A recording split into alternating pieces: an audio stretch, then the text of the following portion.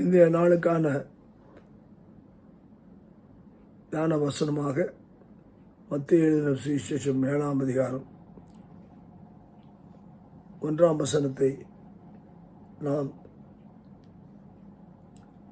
பார்க்கும்போது அது இவ்வாறாக சொல்லுகிறது: நீங்கள் குற்றவாளிகள் என்று தீர்க்கப்படாதபடிக்கு மற்றவர்களை குற்றவாளி என்று தீர்க்காதிருங்கள். இதற்கு நாம் தலைப்பு சொல்ல வேண்டும் என்றால் ஜட்ஜிங் ஆஃப் அதர்ஸ். நாம் குற்றவாளிகளாய் யாரையும் தீர்க்கக்கூடாது.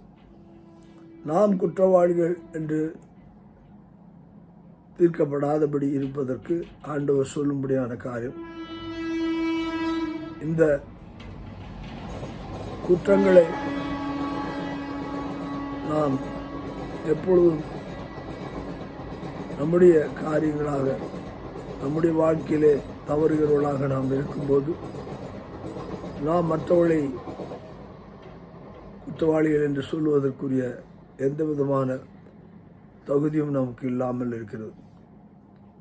நாம் செய்கிற அதே தவறுதல்களை மற்றவர்களும் செய்ய வாய்ப்பு இருக்கிறது. ஆனபடினால்தான் நாம் குற்றவாளிகள் என்று தீர்க்கப்படாமல் இருப்பதற்கு மற்றவர்களை நாம் குற்றவாளிகள் என்று தீர்க்க நாம் கூடாது.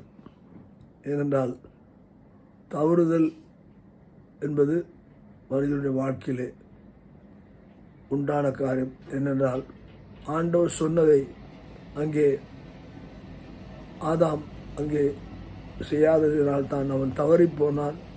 அதனாலே அவன் குற்றவாளி என்று எண்ணப்படவில்லை. ஆண்டவர் அவனை மன்னித்தார். அவனுடைய சந்ததியை அங்கே மீண்டுமாக புதுப்பிக்கத்தக்கதான கிருபை ஆண்டவர் கொடுத்தார். ஆண்டவர் மன்னிக்கிறவர்.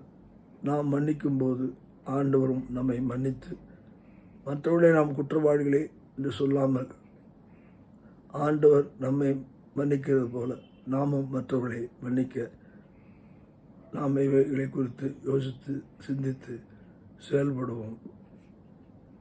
ஆமென்.